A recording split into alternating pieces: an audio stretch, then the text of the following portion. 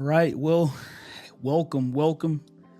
I am so excited to be doing this live recording of the Be the Hope podcast. So, welcome to the Be the Hope podcast, where we share stories of hope to inspire you to be the hope that you need to see. And on this evening, we've got what I think is going to be a great episode for you on today, where we're going to share some things that are very near and dear to my heart. Maybe you know or don't know that I grew up as a pastor's kid, and so today we're going to have a online panel and talk about the ups and downs, the highs and lows of growing up in church as a pastor's kid. So, really quickly, let me go ahead and introduce our panel on this evening. Now, um, we were originally, if you saw the flyer that I created, we were originally slated to have Haley Reed and Miss Angela Perkins with us this evening. But unfortunately, Haley was not able to join us because she had a death of a loved one. So please keep her in prayer um, and her loved ones as they mourn the death of someone who was very near and dear to their family. And also, Miss Angela was called into work, so she was not able to join us this evening. But she was kind to help us find someone to kind of take her space. And so we actually have her sister that's going to be joining us today. So let me introduce her. And let's see. Rochelle Graves is a worship leader, evangelist, and home coordinator for Ability Plus, where she serves as a supervisor for the mentally ill. Rochelle is also a wife, mother, and grandmother. And so we are super happy to have you on the pod this evening, Rochelle. Yeah, thank you. All right, good deal, good deal. All right, our next guest is James Edward Vito. He was born in New Orleans, Louisiana. He is an assistant pastor, apologist, community activist, entrepreneur, podcast host, and job coach for the physically and mentally disabled. Bro, you are a literal polyglot. And James has one son who was born on his birthday, shares birthday with his son. That's pretty cool. Mm. I share a birthday with my wife, so that's pretty cool. Wow. And James started preaching at 3 years old. His initial sermon was at 10 years old. And after a sabbatical from preaching from age 12 to 20, he returned to the pulpit at 21 and was ordained at 24. Some of James' hobbies are religion, philosophy, politics, social issues, music, fashion, anime, comics, sci-fi, and combat sports. Again, this brother is a literal polyglot, and we are Oh, uh, a polymath. Excuse me, I said polyglot, but like I meant what? polymath. Not And so we are not be super thankful to have you on the pod. not me being William Tyndale. Oh my gosh, not polyglot. There you go. Yeah, Y'all are using words I don't know. yeah, yeah, Not yeah. confusing the lawyer. Oh my lord, Yeah, Jesus. yeah. No, he's got it. And last but surely not least, uh, Barnes Hayward, who is originally from Huntsville, Alabama. Barnes is a personal injury attorney serving in North Alabama.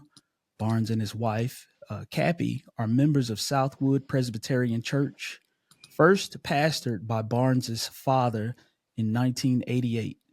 And they are grateful to be raising their two wonderful daughters, cherishing every moment in their family's endeavors. So thanks for being on the pod, Barnes. Man, thanks for having me. Happy to be here. Yeah, it's my joy. Now, we are going to go straight into the hard stuff.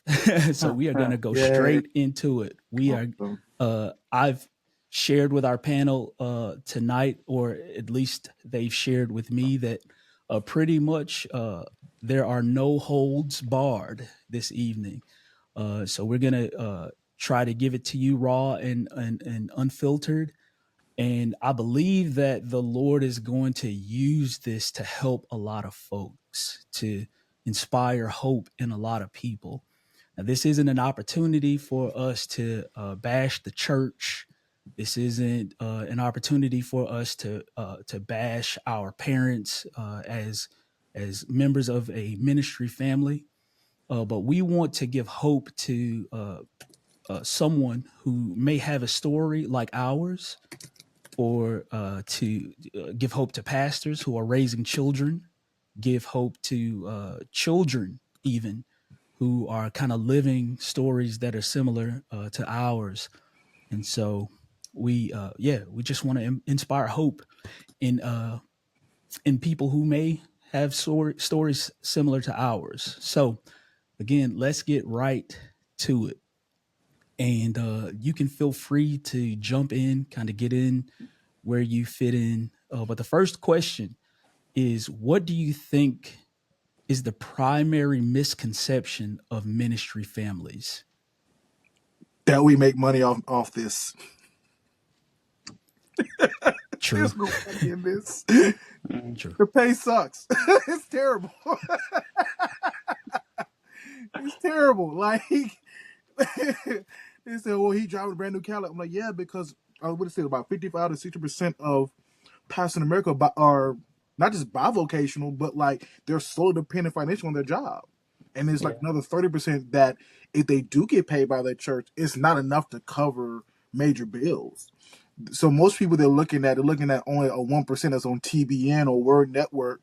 That's only a small uh fraction of what is actually making lucrative money to do ministry. So the first I would say is people think there's money in there, so that we rolling in dough, people's taking the church money. There's no money to take. There's let's keep look. There's none to take. There's none to take. I've look. I've been the clerk. I've been the accountant. I've created Excel spreadsheets. There's no money to take. 100%, there's no money to take. And if there is money, most likely we got to put it back. Or if we're not putting it back to cover a bill, we're covering someone else's bills in the church. And that's something that they don't often talk about so many times, that not just the church has paid certain people's bills, but how the pastor went out of their own pocket to pay certain people's bills, or buy food for their kids, or clothes for their kids, or whatever. They often never talk about that. So the first misconception I would definitely say that people think that there's money in this. There is no money in this. Absolutely not. None. And if you're doing it for that, It's a good word. you're gonna be disappointed. You're gonna quit. Yeah. And to elaborate on that, my dad gave he had to give $100,000 on his retirement to keep the church going. Wow. He didn't get salary for years. He just recently started back getting salary. I think he was giving and giving and giving over the years, putting in honestly more than he was receiving. Because we all know when we don't go to church, we don't pay tithes. That's just a factual thing about us. Most of us don't pay tithes if we're not actually in the building, or, hey, I can skip this week. So things of that nature. But for me, I would say that I think a big misconception is that we want to do everything in the church. We want to be in charge. We want to be over everything. We want to be the ones leading worship. We want to be the ones teaching Bible class. We want to be the ones, like Pastor Vito said, the clerk, administration. It's not that we want to. It's that a lot of times that we're the only ones that are consistent in doing it. The consistency, because we are PK kids, so we have the heart of the pastor for real. Everyone calls your parents dad and mom. I know all of us that heard that, dad, that's my dad, that's my mom. In reality, they are not. Correct. They're your spiritual mom and father. But when it comes down to it, don't get me wrong, there are people that love their pastors like they are their parents. Correct. But when it's all said and done, when they get upset, in my experience over the years, we're the last one standing. Mm-hmm. And we had to take positions that we weren't qualified for. We were learning as we were going. And because we were PK kids, they expected us to know what to Mm-hmm. do or how to act and that's a whole nother subject because we were PK children, Mm-hmm. So for me, it's just more, we wanted to be over everything, over the church, and we had our own little secret society that we only let certain people in, which was not true. We just had to have a circle that you could trust, Mm-hmm. Mm-hmm. as the first family. Everybody can't be in your nucleus. It's a whole other subject. I'll just leave that there. That's good. You That's good. talking? You talking good already? Yeah, that's good. What about you, Barnes? I I would say just that we're not immune to all the same issues and vices and sins and pressures that everybody else experiences in their day to day. I don't, pastors and pastors' kids and pastors' wives, they get put on pedestals. And I don't know, I just felt like people viewed us differently and viewed my family differently. Like, hey, well, that's the pastor's family. So we know that like their family's not dysfunctional when Mm-hmm. in reality, my family was just as dysfunctional, maybe more dysfunctional than everybody else's. Now, maybe we learned being pastors' kids how to hide that a little bit better. Mm-hmm. Um, That's good. like you learn how to be a chameleon and adapt around different people.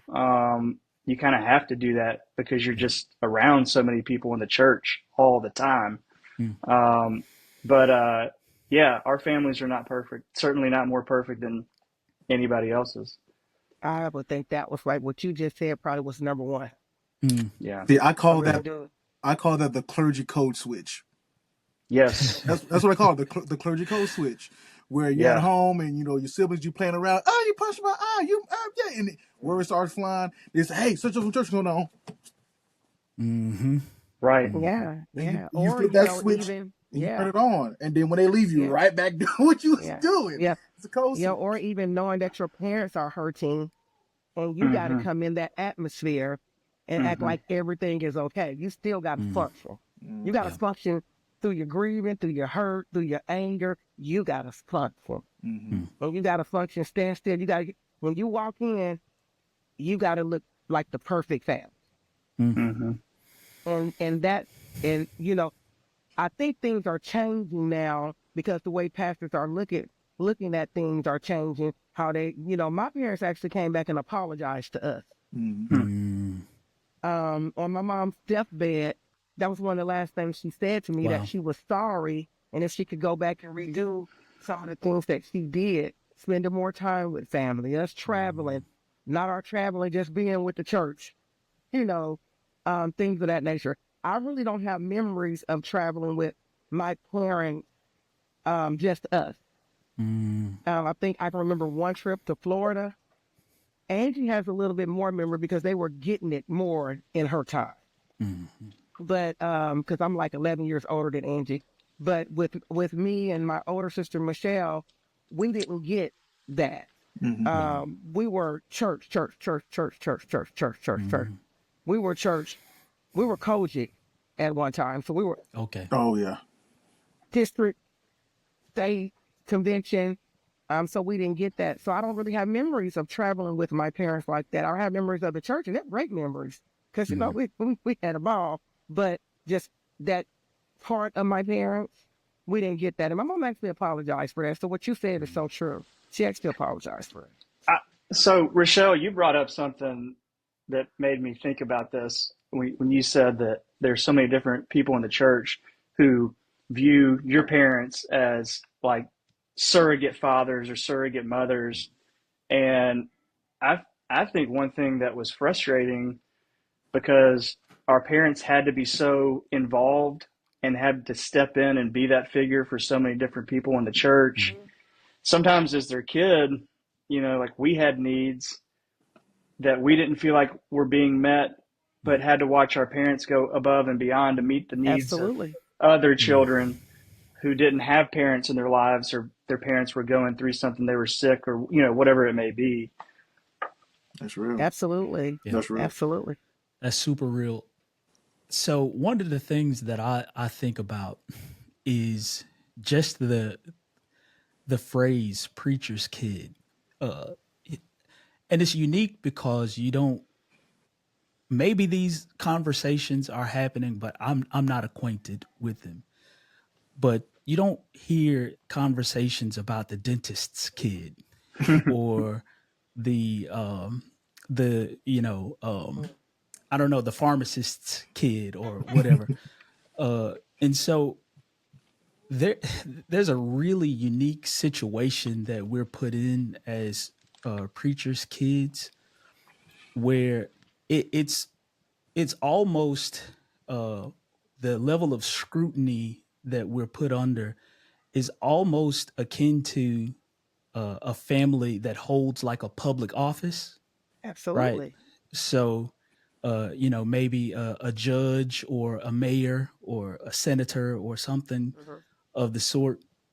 Like the level of exposure that our family has to the general public uh, is it's unique because a lot of again, you're not hearing conversations about the electrician's kids.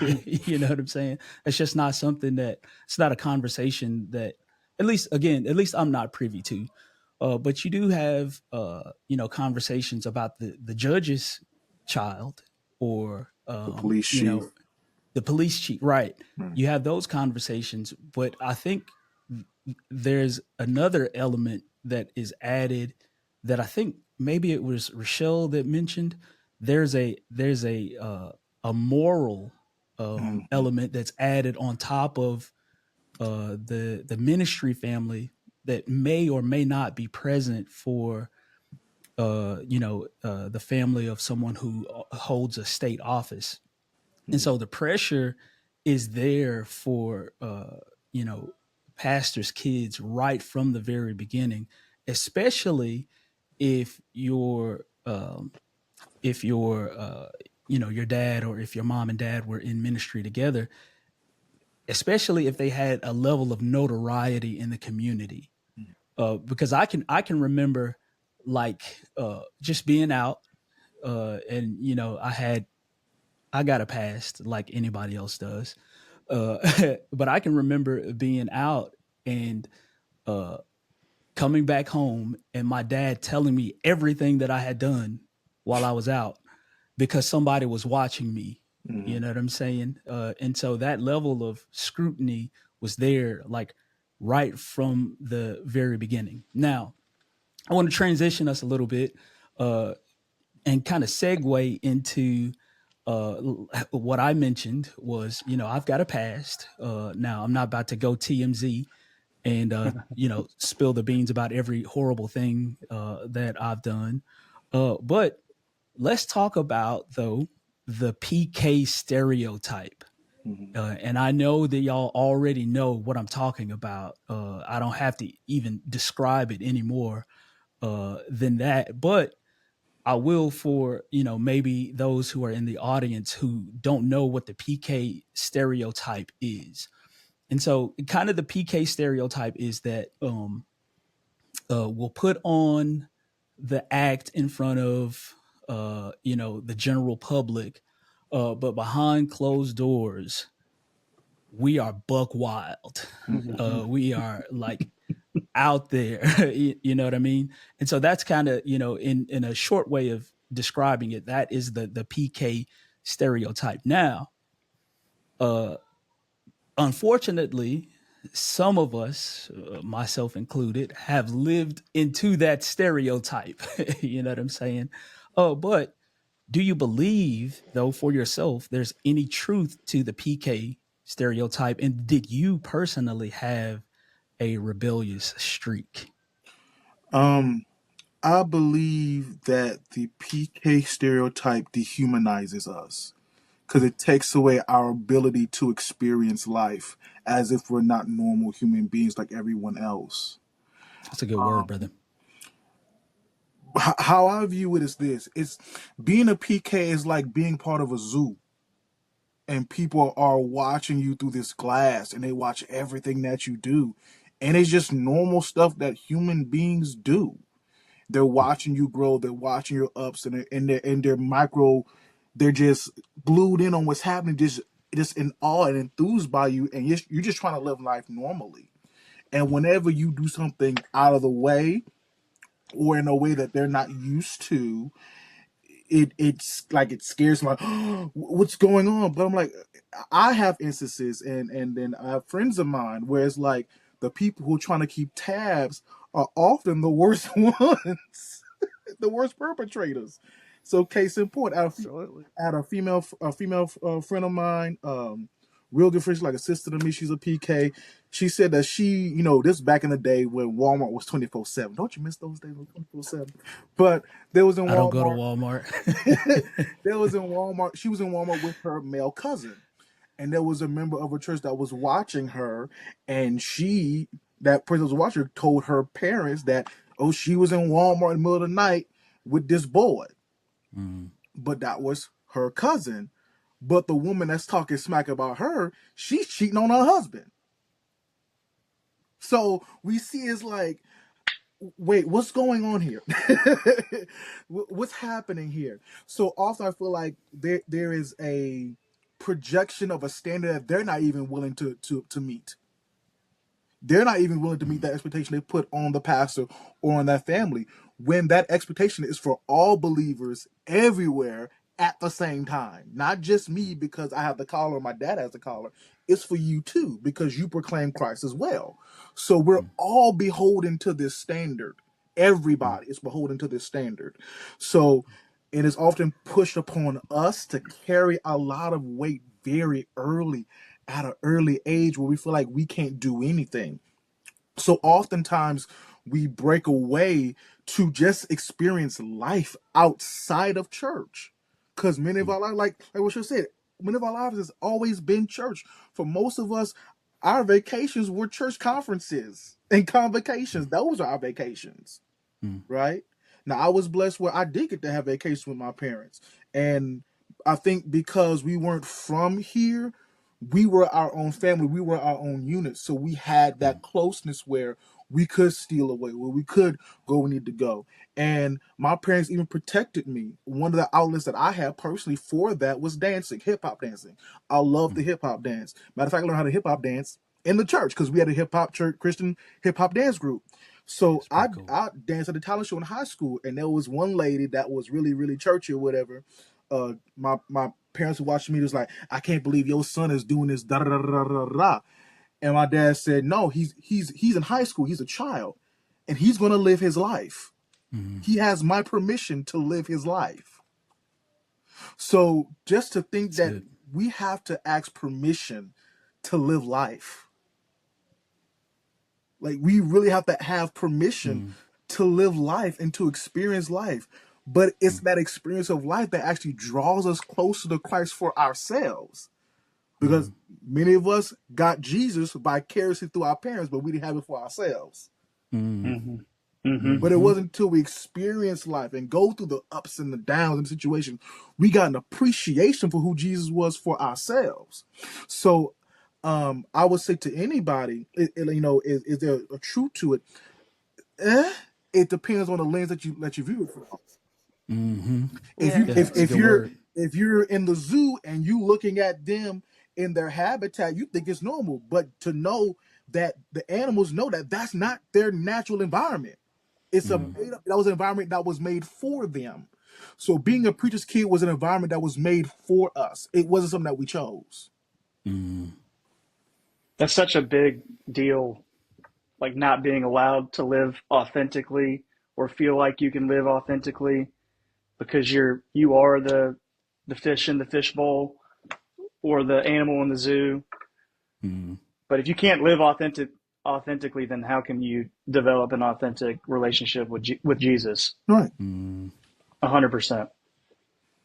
I guess That's a I good can come word. from it from a PK's kid who's a female. Mm, I feel like that's a double shoot.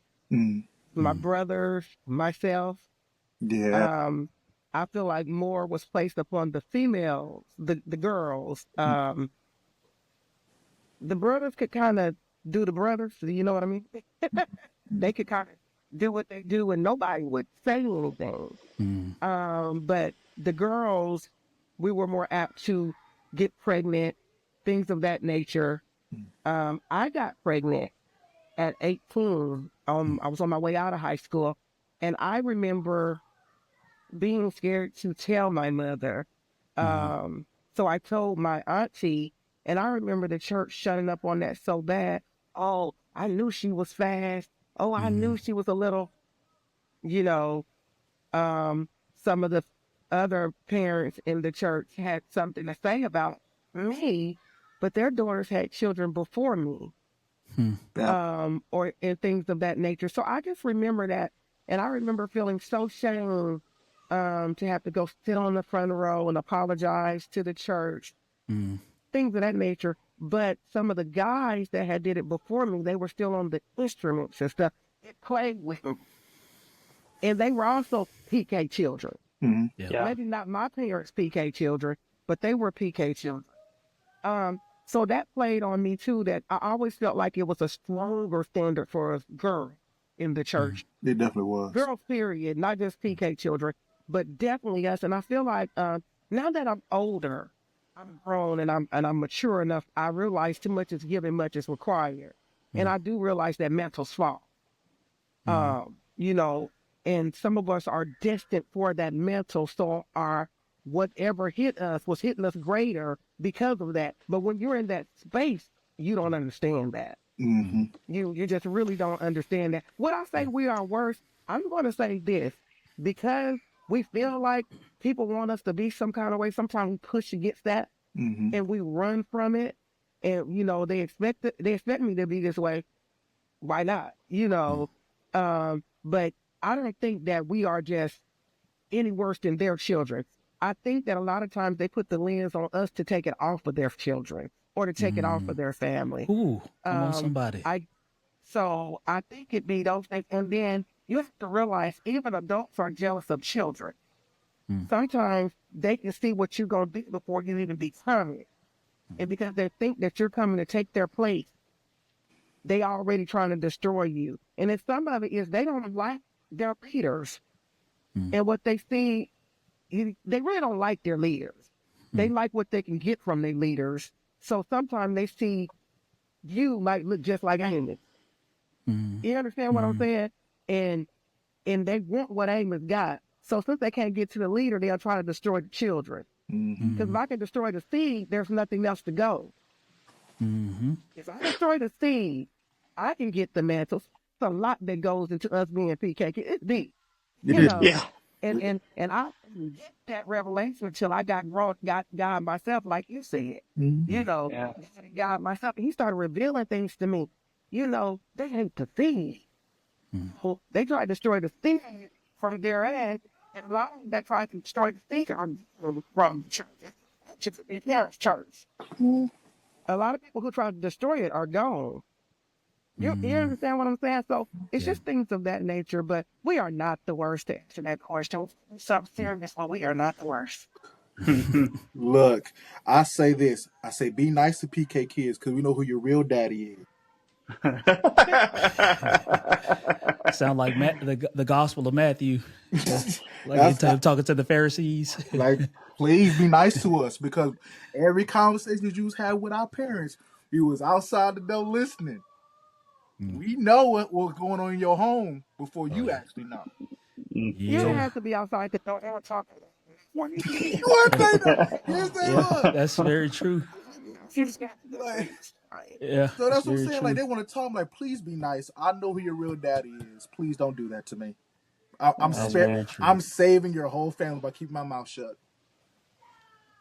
That's what I tell people. Like, please. You know, keeping yourself safe.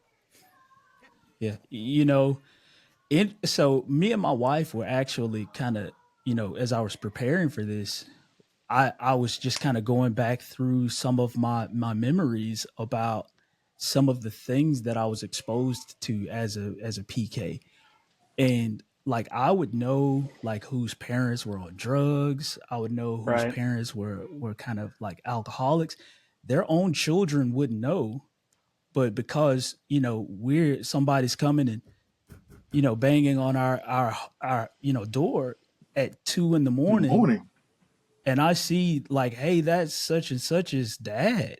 You know, um, there was just a lot of things, and we're gonna talk about that. We're That's gonna another get into subject. that. We got that's No, another no, subject. no, Yeah. no. We're gonna get into that too. But I do want to bring Barnes in as well. Did you have any thoughts about the whole PK stereotype at all? Yeah, I mean, but I've just really been enjoying listening to Rochelle and James. Yeah, absolutely. They're And killing it. and Rochelle, you brought something. So earlier today, I was thinking about this, about how most of the other PKs that I know are men, and I don't know that, other than my sister, I don't know that many females that Mm. are PKs.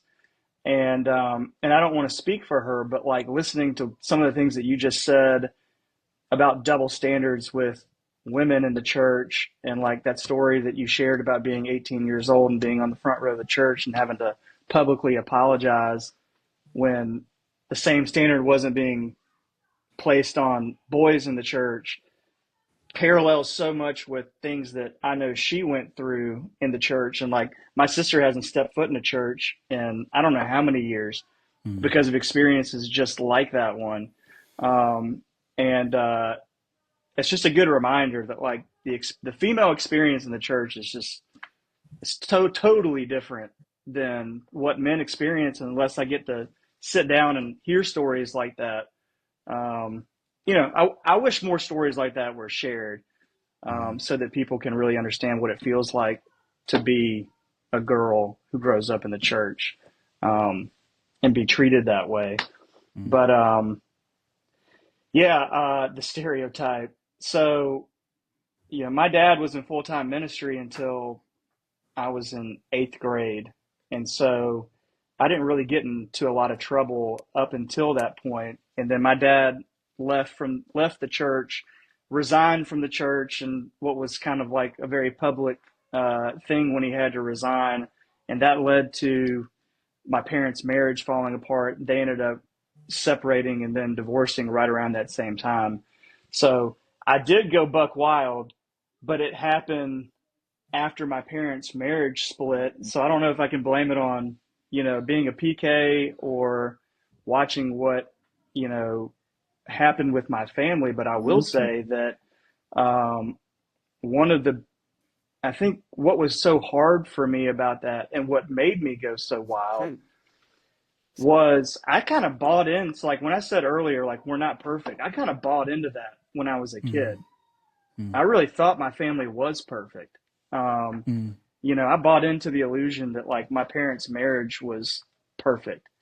And so when all that happened, um, it was like it just shattered my whole worldview. And at that point, it was just like, all right, I'm going to do whatever I want to do now. Um, mm, and so I did. But I think like y'all all made great points, like pushing back, kind of like not wanting to fit into the mold. Like you're going to place me in this mold. I'm going to show you, mm, what I'm capable of. That's the danger in it, is there's just so much outside pressure that eventually it's just going to burst, mm. no matter who you are. Exactly. Yeah, yeah, And it might not absolutely. bust right then. It might be years down the road Mm, when you mm, Right. bust. Right. Right. I mean, for mm. me, even now, can we speak in in this grown 50-year-old woman's body? I still find myself 50 saying, where? "Oh, I'm 50 50. where? I'm Stop it. 50 50. where? I'm Stop it. 50. I'm 50." Nah. But and it's seriously, I find myself when I feel myself wanting to do certain things, or say, even on social media, I'll be wanting to clap back, and I'll be like, "Let me take that down." Pastor Sledge or my dad might be watching. Pastor Sledge is my pastor now, so he might be watching. Let me.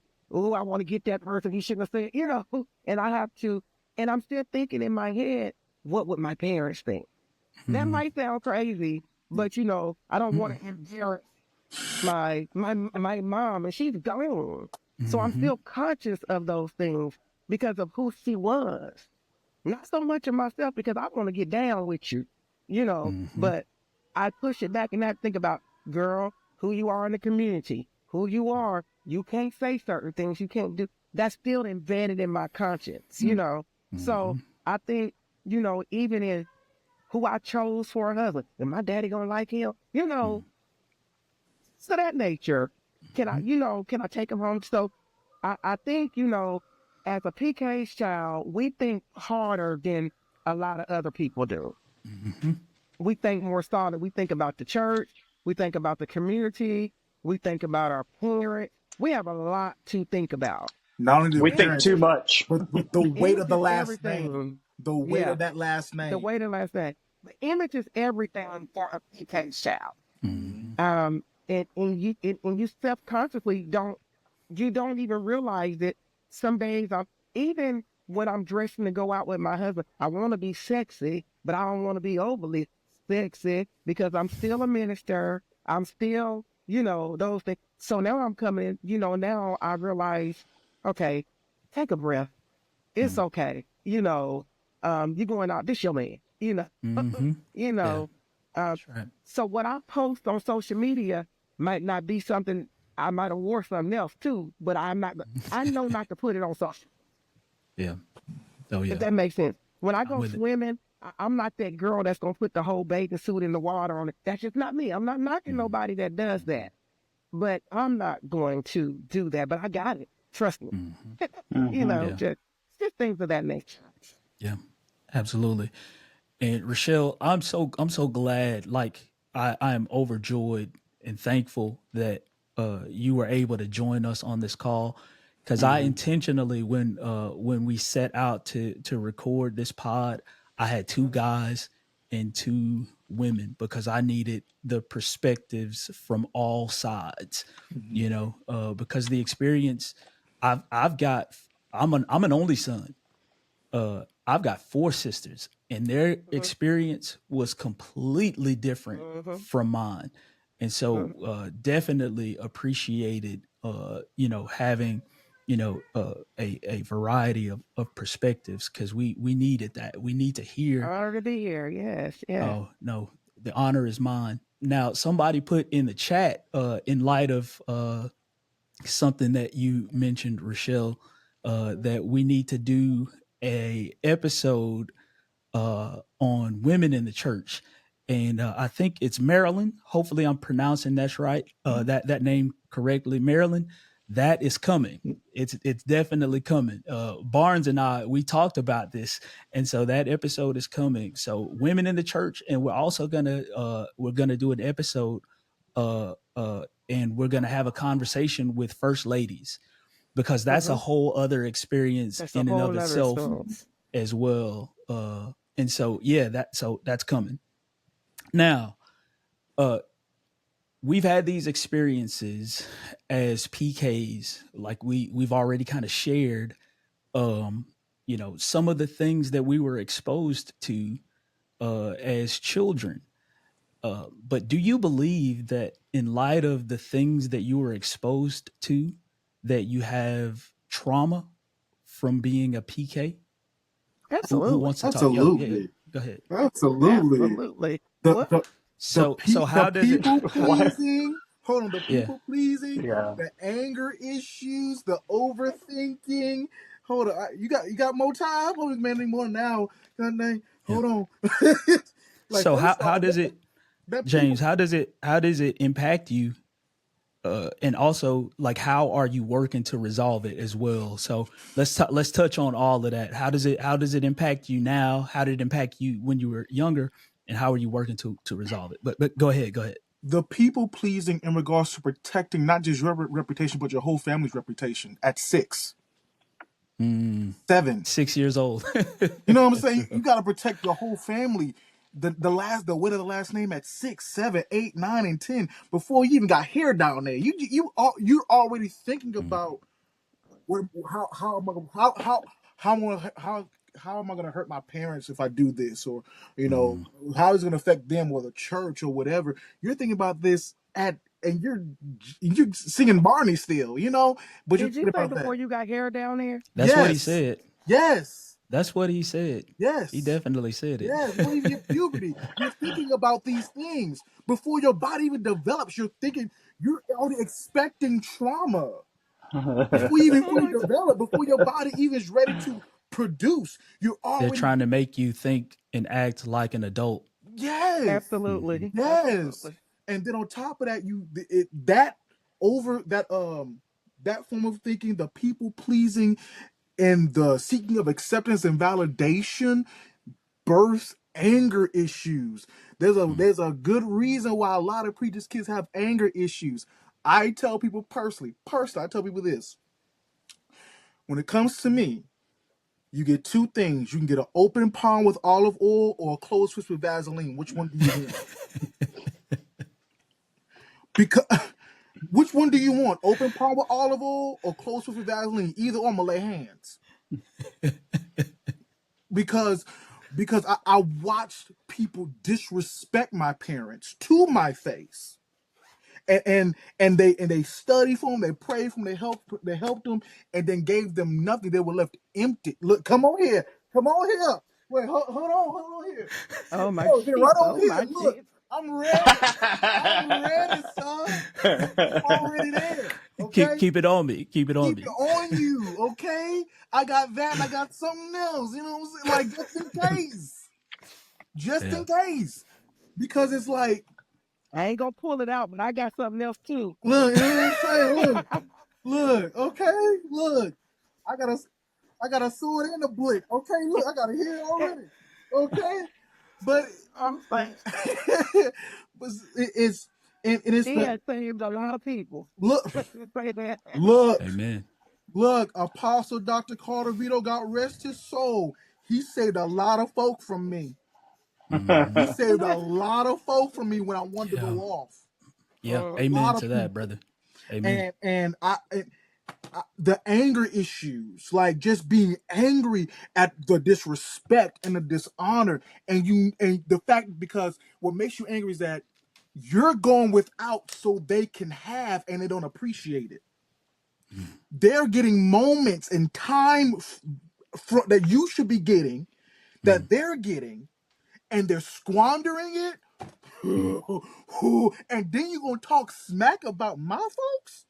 mm. Look, I'm Yeah. 32. I'm 32 years old. I will still flip some tables over some cards and some keys. Oh my God. Oh my Yeah. God. Still to this day, I love the Lord. I'm saved. I speak in tongues. I got. Oh, I do. Talk about called intruder. Yeah. Talk about it, especially folk I know that they helped. Mm, And you talk about the Yeah. preacher's kid anger issues. You know, Ronda Rousey, right? She was called the baddest woman on the planet in MMA. You know, the mm. first woman to beat her was a preacher's kid. Yeah. I can see that. I can see that. The first kid that beat the first person that beat Ronda Rousey was a preacher's kid. I'm like, that Yeah. makes sense. Yeah. She's That taking makes all the sense. trauma All the on Ronda Rousey. literally all that trauma. Why do you think I like combat sports? Yeah. Because I can live it vicariously. Because we Mm, can't go off like we want to. mm, We can't say what we really want to say. We can't do what we really want to do, because if it was their family, they would be justified in their actions, and they would probably be clapping, applauding. But the minute it's mm, our family and we see the disrespect and we address the disrespect, then something's wrong with us, and we need prayer and we need to be sat down. mm, And then I'm like, and every time I go to my dad, I'm like, Dad, why do you allow this? Why don't you say anything? He said, James, something you just got to take to the chin and, mm, and go on. And I say this when it comes to the trauma. I'm in ministry now. Like I said, I've been in ministry for a good minute. I had the honor of eulogizing my father. mm. I had to do that Wow. funeral just the way he taught me how to do everybody else. I did that funeral. I Mm. dressed him. I clothed him. I did the obituary. I did all that. That's I did that commendable, funeral. brother. Yeah. Yeah. Okay. Blessings to you And for that. and me and him already reconciled, because I felt like there was time that I wasn't getting from him because of ministry. We already went through that, and we healed, and we mended before he passed away.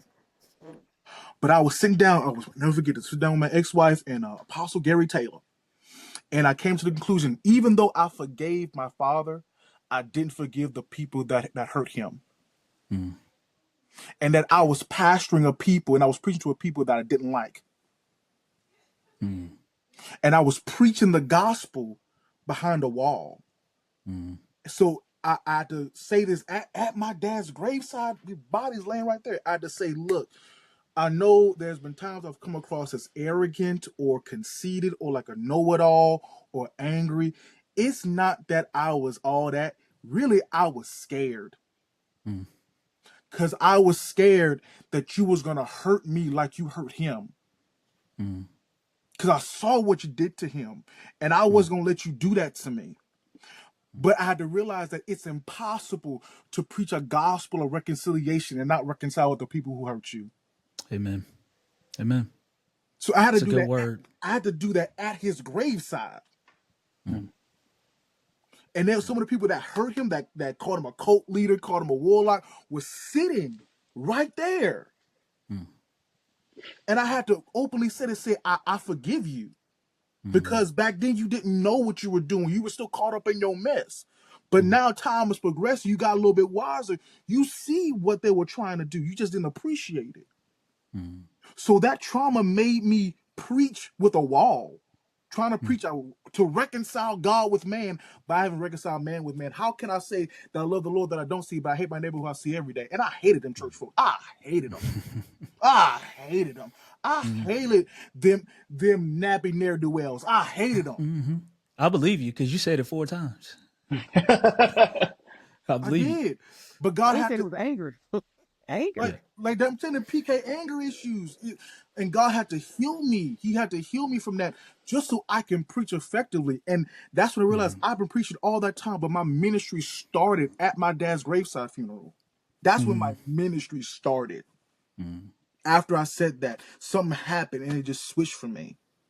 So that's how I had to deal with the trauma. Also, therapy. I advise Mm. therapy. I'm pro Jesus, pro therapy. Okay, I'm pro both. Amen. I'm quick to tell people that the problem that you have going on is between you, a therapist, and Jesus, not me. And you need to go Mm-hmm. and take that over there. I'm quick to say that. So when it comes to the trauma of it and the shame of the weight of the name, if I do something wrong, it's gonna make my parents look bad, and they gotta carry that shame, and I don't want that. So it's a lot of looking over your shoulder. It's a lot of anger at yourself because you're not meeting up to this standard. It's a lot of anger at other people. It's a lot of being meticulous over everything. Like Rochelle said, being meticulous. Oh, should I do this and how should I do that? And it's all of that at a young age before puberty hits. Mm. So this is undoing 20 plus years of trauma in my 30s. Mm-hmm. That's so I've been about 3 years, Yeah. and I'm still undoing it. And I think that's the thing I'm learning, that as I'm growing and maturing, that I'm still undoing the trauma. I'm still undoing the stuff that I've learned, the verbally things that the unverbal lessons that I've learned in how to navigate these things.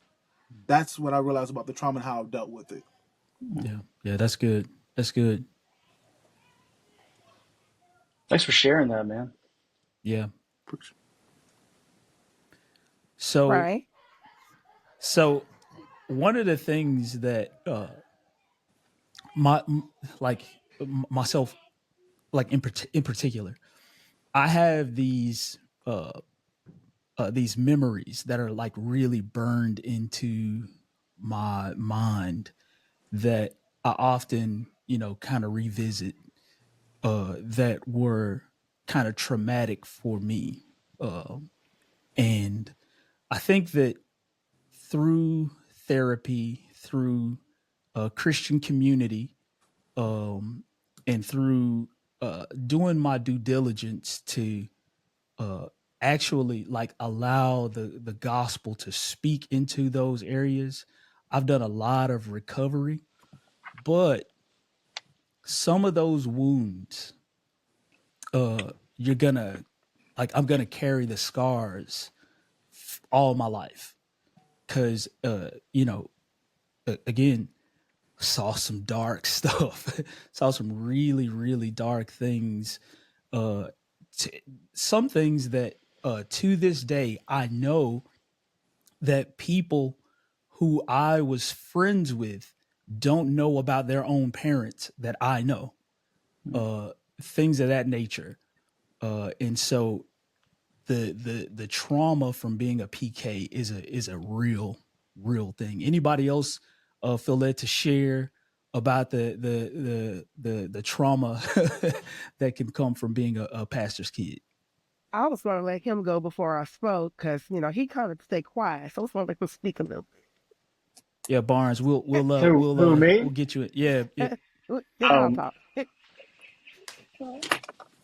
um, yeah, I mean, of course, I've got trauma from being a preacher's kid.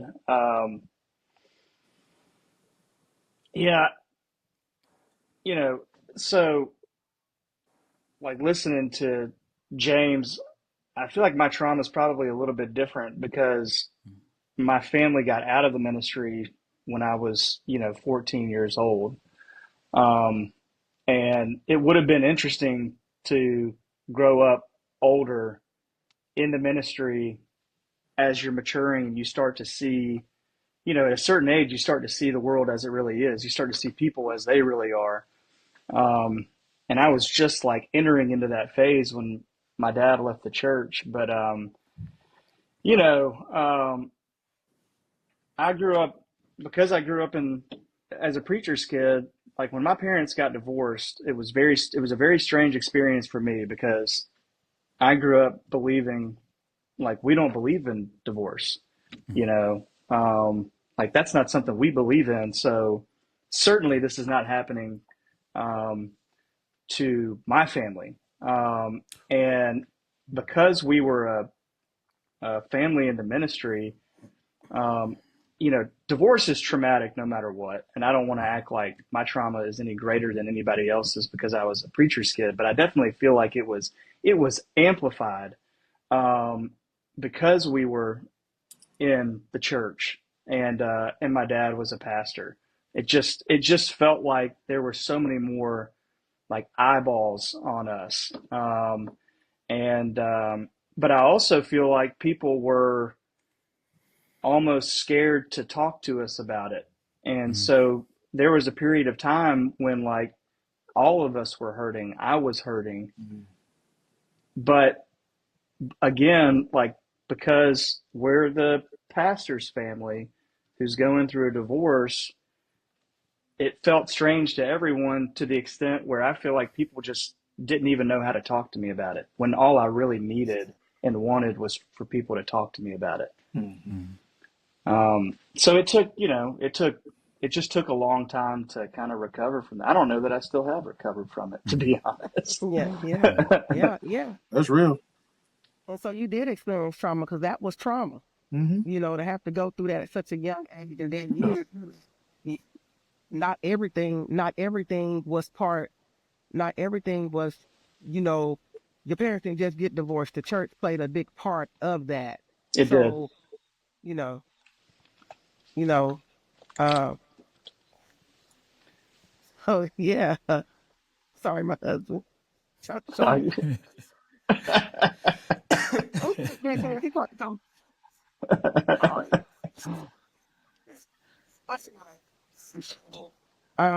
for me, I also have a therapist on call.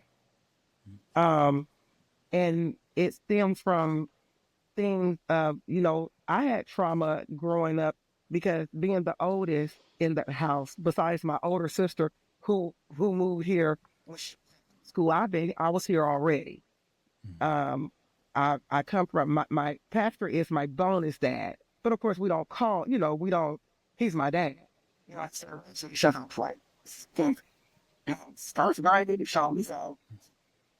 So my sister didn't come here, so I will say that I probably experienced the most trauma than all of my siblings Mm, because I've been here since the beginning.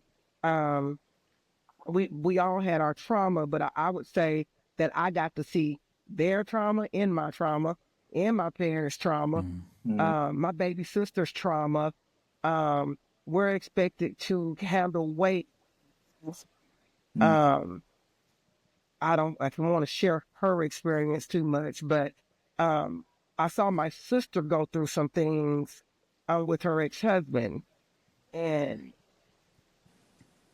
um, we were very close to him. We were expected to forgive it and keep going, and we do. We still love him to this day. He is my brother.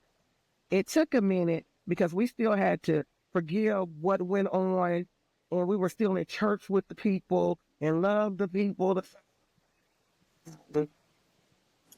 And it was an incident that happened over and over again. It wasn't a one-time thing. You understand what I'm saying? So to have to forgive those things and to keep going, that sets up in your mind. That's trauma. I got to forgive you like you hadn't just hurt me to where I want to commit suicide. Mm. That set up trauma. And for me, some things happened more recently when my mom passed. Trying to say this in a dignified way, I understand. my dad remarried in 48 days. Everybody know. We're just gonna put it in 48 days. It's like remarried in 48 days. I think I took it the hardest of all the children because I was the one there through it all, helping keeping the church going, carrying the church. So it did something to me. And when I say I showed out, that is an understatement. Was all over the city. I was hurt. Some of the things they said I didn't do. I never hit my dad for you people either. But that's what. No, That we was love some of the Daddy. things. We That love was some Pastor of Warrior. That's a great some of man. the jokes. Uh, it hurt me, my spirit. And so that was trauma for me. That was trauma. I had just lost my mom. We didn't get a chance to experience her instant, like mourn her. Yeah. Her scent was taken out the house. Her scent was taken out to the church. These things I have to sit with my father. He's apologized since, and all of that. So this can help somebody else. When you're going through things, it's a way to do anything. And that goes for pastors' children.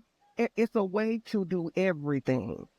And I was just like, how can he do this? How can he tell me God is a keeper? Well, he couldn't be. At least for 6 months to give us time to go through, So to play with my mind, the person that I put all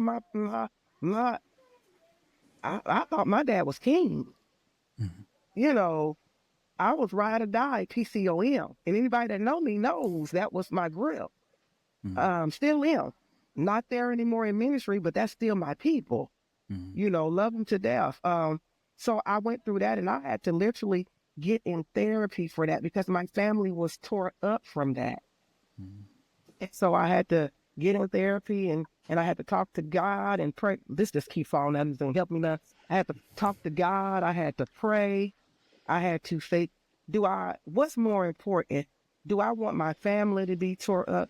And then I heard my mom say, girl, I am gone. I am in heaven. I already told you that your father, he needs that. And then after speaking to him, my mama was sick for a long time. So as children, even grown children, there's things that you don't know that goes on in a marriage.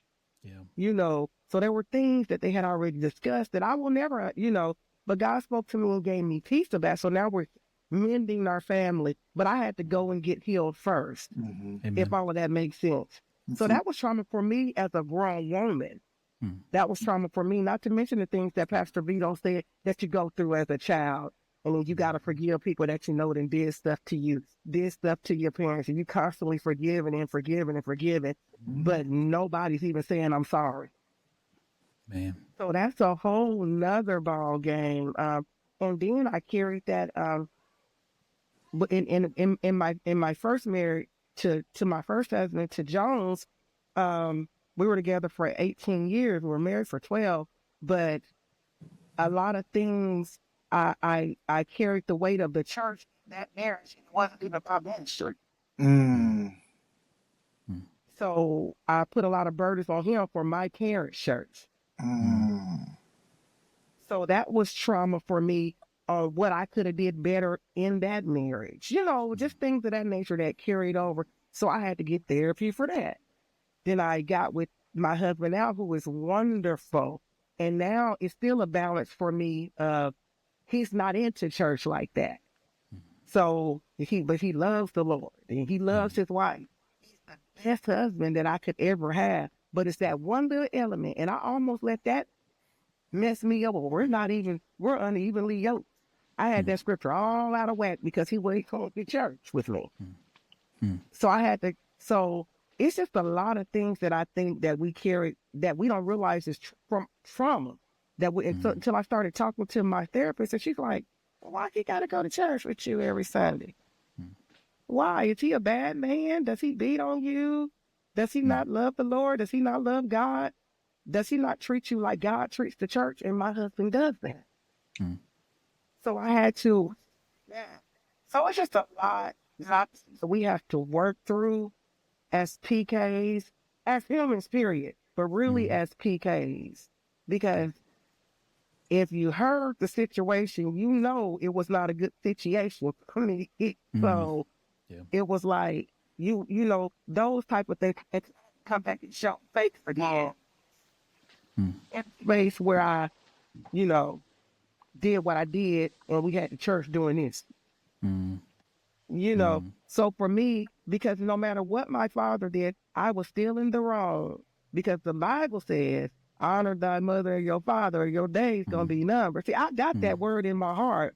So I mm, knew I need to go back and get that straight quickly mm, and in a hurry. And in that, it helped my dad to apologize to me about some things. mm. And now we're in a good That's good. space. So yeah. Rochelle, man, thank you so much for being so candid on this Mm-hmm. call. Like Mm-hmm. I am old. I don't know that you know this, but my dad's situation and your dad's situation is they are like eerily similar in the sense of how no shade but how quickly they remarried after uh, the death of their wives. And so, man, you helped me by sharing the way that you did. And so, again, thanks for sharing that. And thank all of y'all because y'all are laying it bare. And I know that this is going to help some people because we're not the only ones. Because I've been looking in the chat and some people have shared, that they've had similar experience and things.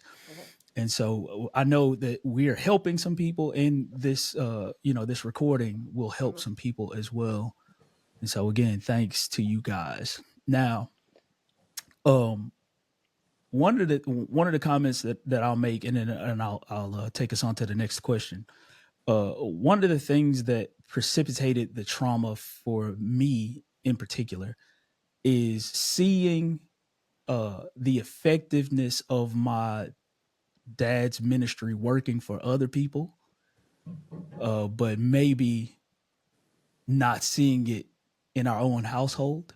You know, that cause because I think Barnes, you said, well, we don't believe in divorce, and to see other people's marriages healed after having gone through something, but then not seeing that same effective ministry happening for Mm-hmm. us in our own household, that Mm-hmm. was very traumatic for me. Now, although my parents were together up until my mom passed, there were other instances of Mm-hmm. things seeing like, okay, this healing is happening here, reconciliation is happening here for other people that my mom and dad both are ministering to, but why isn't that happening for us? I didn't understand that. That was very tough for me.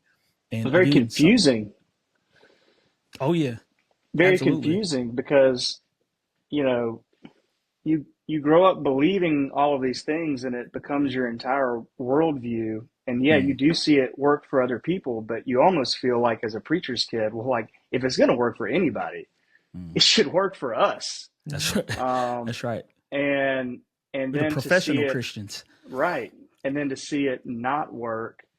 And when you're young, it just causes immense confusion, and it had me questioning everything about everything I thought I believed, everything that I thought, my parents believed and that our family stood for, and this, that, or the other.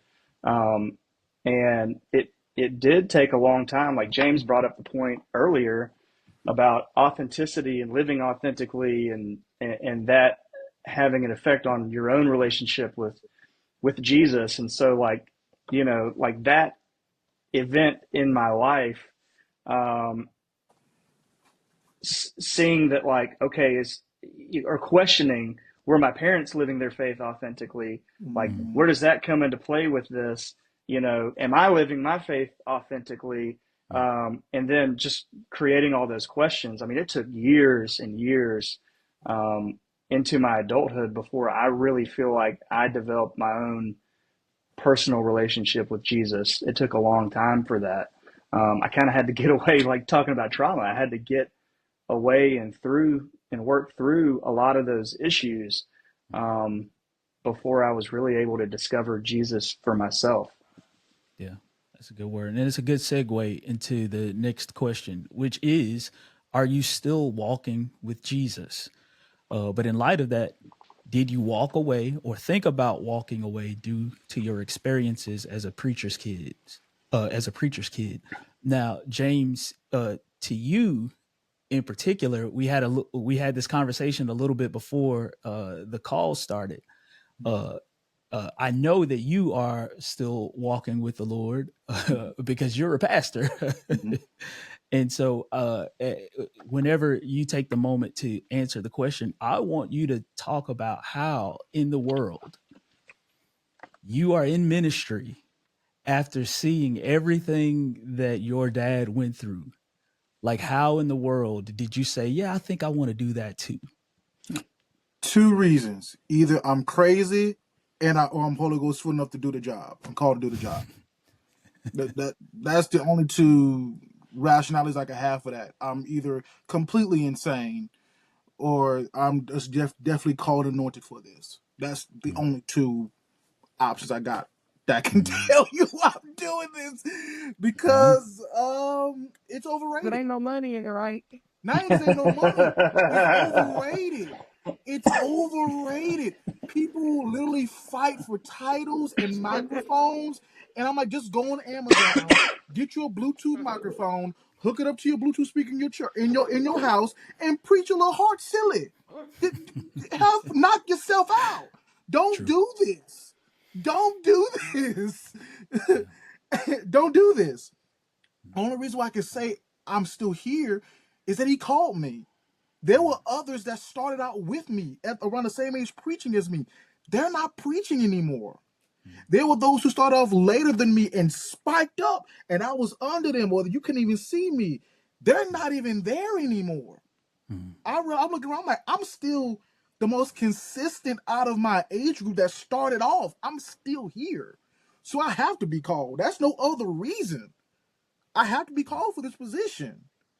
Because if it was me, I would not be doing this. Like, if the Lord told me, James, you have 5 minutes to reject the call, all the promises of God, all the promises I have for you is still gonna happen. You're gonna be a pew member for the rest of your life. You ain't gonna do nothing. I'm burning my license audition papers right now. I'm cutting off the live, and I'm burning them jokers right now. The only reason why I haven't burnt them because I feel like once I burn them, I turn away. It gonna say I'm not a pastor no more. I'm a bishop, and I'm not gonna do that. I'm not gonna do that to myself. I'm not gonna do that to myself. But did I walk away? Yes, I walked away. I walked away in college. Of course, I grew up Pentecostal charismatic, Kojic leanings, um, proto full gospel Baptist, in New Orleans before Bishop Morton came on the scene. So I had a lot of my faith was through my parents, not through Christ himself. And what really took me off the edge was the murder of Trayvon Martin. and how it hurt me because I was seeing just within the African American context, I was saying, okay, you want black men to be your armor bearers, your security guards, your janitors, and all this stuff to fill your church to give it more legitimacy, but you won't even fight for black men. I'm talking about the black churches. You won't even fight for black men. So why should I fight for you? Why should I even care about you? At least for your agenda, fight for us. But you're not even fighting for us for your own agenda. Now, I'm not knocking any local black church that was involved in the movement. Of course, there are always black churches involved in movements like this. I'm referencing more so people with major platforms that can really get things rolling. They don't say nothing, and it hurt me. It hurt me. So I felt like, well, if that's how you view me, and once again, I'm already angry at the church folk already. So it's like, you know what? And then I took philosophy 101 and hit with the Euthyphro dilemma. That hit me in my noggin. So I was like, what is life? So I end up actually becoming a deist, which means I believed in a God. I just didn't believe in organized religion. But I did believe in a God because I experienced miracle signs and wonders as a young age. I've seen demons being cast out. So I knew there was a God. It's just that the Christianity thing I wasn't hip to. So I ended up becoming a Hebrew Israelite, and reading their stuff and having Shabbat with the guys. And honestly, that was the first I time I didn't was know actually that, brother. right. That was the first time I actually read the Bible, was being a Hebrew Israelite.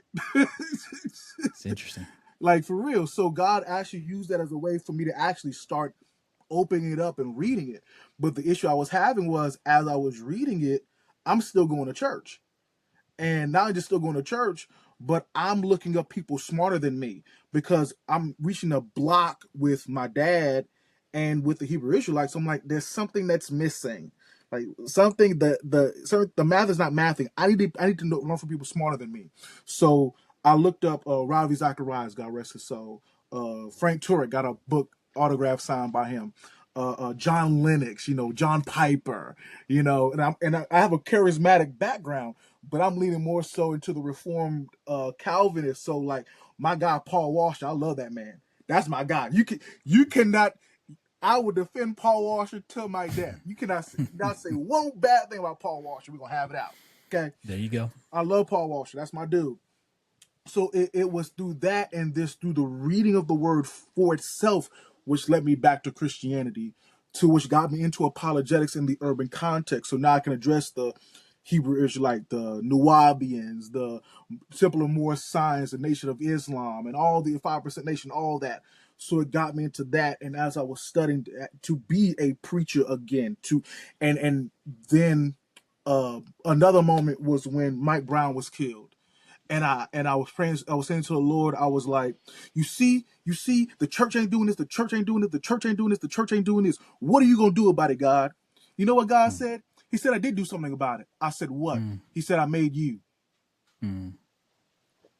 He said, that burden that you have, that's your assignment. So either you're gonna fulfill the assignment or sit down and shut up. So I said, okay, like a dummy. I said, okay. And like I said, I became the pastor that I needed. I needed an intelligent young man that could take the time to dissect the word, not just give me goosebumps, but let's address this intellectually. Let's address this scholarly with the Holy Spirit. Let's do the work. Let's break it down. What's going on in the culture at this time? So I became the pastor that I needed.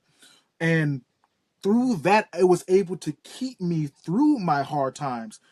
And within 2 years, I lost a high-paying job, went through depression, anxiety, suicidal ideations. Man, people dying on me, like people in our church dying. And then my father, I watched him slowly deteriorate. I was there for the whole thing. Essentially, I had to pull the plug. Many people know that. I had to pull the plug on my dad. That was my call. Yeah, that's tough. Right. Man. And then funeralize him. And then a few months later, my wife filed for divorce. So this is just back to back to back to back to back. So it was, if I didn't have Jesus, I don't think you'll be seeing me. Yeah, man. If I didn't Powerful go back, testimony. I don't think there would have been no revival that God allowed me to do by His grace and mercy for the Steve Perkins movement. That would have never happened. It was through the hard time that I got to know Him for myself, not from what my daddy taught me, not from what the Hebrew Israelites said of that one. It was me and Him in the Bible. And I said, let's figure this out. And that's what has kept me. And I'm looking back and realizing, like, it wasn't me. It wasn't me that got me through all that stuff. It wasn't by my own power. It was by His Spirit, solely by His Spirit. It wasn't by my own intellect. It wasn't by any of that. It wasn't by my personality.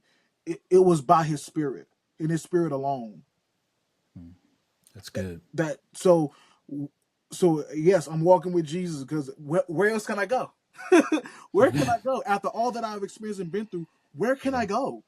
He's got the words of life. Yeah. Where can I go? Yeah. That's real. That's good, man. So, and then after that is like, and as much as He's defended me and protected me, I'm like, let me do the same for you. So the tenacity that I have for the gospel, the love I have for the way I preach it, it's because He defended me in that way. I'm reflecting the same way He defended me. So that's part of the reason why I preach, because really, I'm crazy, I'm called, and I love Him. Yeah, man. Praise God. That's good, brother. That's real good. Well, I in my younger years, of course not. I didn't walk away from the ministry or God because it was expected for me to be there, if that makes sense, to do what I was doing in the church. But after my mom passed, had issues, and then I went to where I am now, to Victory, and I was there for 10 months, and then I went back to Progressive. From 20, went back to Progressive because God told me to go home and get things straight.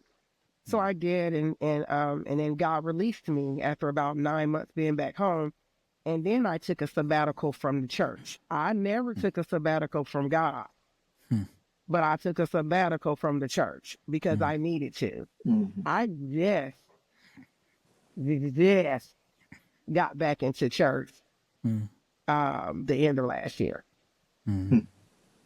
I would go periodically and visit different churches, my godparents' churches, my cousins, which are Neglecia, them at Redeeming Love. I went there. I was going to Urgent, Pastor Candy, but I was running from Pastor Slegg because I knew he could receive me. I knew he was my covering. God had already told me He was my covering. And God will speak to you, and but I just needed a sabbatical from church. I was tired of doing things church way, so I had to take a sabbatical from church and the religious aspect of it. But I'm a church girl, if that makes sense in any kind of way. So I missed it. I missed it. I missed the worship. I missed the solace. But I also needed somebody who could not only cook up, but dissect their words and break it down and speak, intellectual terms. But where I can understand, because if you speak in all, then it is in vain. But Pastor Sledge does adore him in his. He's just. Rochelle, you kind of breaking up on us a little bit. I want to make sure we hear everything that you got to say. You're breaking up on us. You're breaking up on us. I want to make sure we get everything that you've got to say. Can you hear me? Yeah, we can now. Yeah, we can. I knew where I needed to be, but I did. I took a sabbatical for about 3 years from church. And the danger of that for me was I got comfortable, and it was a push for me to go back, books to church. And so I'm really just now getting back into working ministry. I have turned down so many speaking engagements and so many panels and things of this nature because I don't want to be up speaking over people out of hurt and anger. Thank you for not turning this one down. No, I'm back now. But I didn't want to be on nobody's pulpit or on nobody's engagements speaking out of hurt and anger. I would do stuff for my friend Tiffany Lamia if she had a panel or something like that. I would get on there because that's my best friend, and I would get on there, and she knew what triggered me, so we kind of didn't, you know, or she knew how to flunk, Yeah. you know. Now I'm healed and I can speak freely on my issues and what Praise I God. did wrong and things of that nature. I don't just concentrate on what other people did wrong because there are things that I could have done better too, you know, to handle situations. But I did work away. And I tell anybody, I don't tell anybody, just because you walk away from the church don't mean you walking away from God. It don't make nobody make you feel bad because you needed a break. Because if you don't take a break, Amen. sometimes you will break. Amen. So That's a in the good church, word. if it's a solid rock, it's gonna stand with or without you. It's not gonna fall if it's a solid rock. But when you come back, you're gonna be better and you're gonna be able to help build that foundation. But if you stay and you full of trauma and you broken and you angry, you're just spilling that stuff out on people. And also, what platform do you take? Well, people got to feel your anger and your hurt and your despair. So I refuse to touch a mic, so I'm sure you. I didn't touch a mic. I ain't gonna read no explain. I didn't see somebody's songs. I that's even pertaining to the person's brother. That's even pertaining to the movement because I trauma going on. Bill, he not come.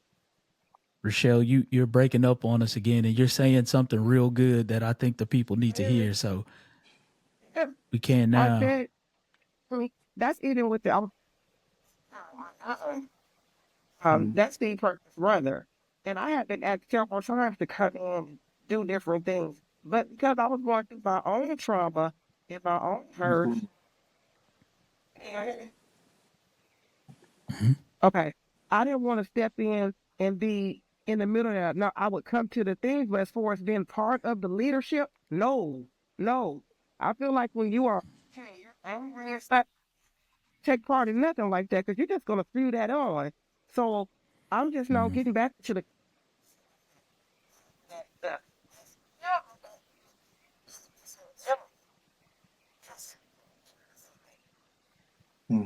So I know it. So while I'm working through that healing, I might work Huntsville, I might work Athens, but I know Decatur is a trigger for me. And when you know it's a trigger for you when you're still healing, you need to heal whole. Go back in. So I don't know if that's a word for somebody, word. but get whole. Because you Yeah. can't do nothing Yeah. half. You're helping people. You can't do anything half. Get whole before you go back into something. So, but I'm back in the church now, but I was not for about 4 years. That's If good. I can You're interject, helping I'm people. gonna say this. I think one of the biggest problems facing many people in the church, and especially PKs, is that many of us were introduced to church before we were introduced to Jesus, Listen. and that we Well, had to listen on we how had, to do church. we had to unlearn church just so we can learn Jesus. When really we should learn Jesus so he can give us context on what the church is. Mm-hmm. And I Good think word. that is what dealing with trauma and undoing church to learn Jesus is a whole nother journey. And I ain't gonna lie, it's worth it. It's the best thing you could do is when you learn Jesus for real. But I think that is what is hurting us as a demographic because people always talk about church hurt. I'm saying, look, PKs are the president of the church hurt club. Okay, like we like, hey, don't tell us Yeah. nothing about no church hurt. We know what's going on in our house, the church, and your house at the same time. Okay, so hey, we the president of the church hurt club. So if you see us still in the church, like talk to us. Talk to us because we had to unlearn some things. Talk to us because we had to relearn some stuff. Talk to us because we really had to get connected with Jesus for real. For real. Yeah. It's a good word. So I I never really walked away um, from my faith, but I feel like I spent years um, just kind of lost. I mean, just a loss of identity. Um, and again, kind of getting back to what I was talking about earlier, feeling secure in what I believed in as a child and as a boy, kind of having that, what I thought I believed, crash down in front of me. Um, and I spent, really like my young adulthood just feeling very lost, and not really knowing where my identity was rooted. And I continued to go to church because that's what we do in the South. We go to church, we just go through the motions. That's what people do. And so I continued to go through the motions, but inwardly felt very disconnected. And I think, like James, you just hit on it. There was a process of having to unlearn church to find Jesus, and realizing that, my identity is not in the lifestyle of a Christian, the lifestyle of a churchgoer, or what I thought that looked like, that my identity was in Him. And the comfort for me, was, even though, again, like I didn't walk away from church, I did feel distant from Jesus for many years. And it took a long time before I was able to sit down and look back and listen and realize that He was there with me the entire time. Like there's so many things that happen in my life, that happen in all of our lives, that in the moment it's very hard, or it can be very hard, to see God's hand, in the present. It's always been easier for me to look back and see how His hand was in it the entire time, guiding me kind of every step of the way. And so now, I'm trying to walk with Him in a way where I can see Him in the present. And and but I feel like I'm walking with Him probably more closely and intimately today than I ever have at any other point in my life. It's been a Praise very, God. 24 was like a really encouraging year for me. Yeah. And that's good, man.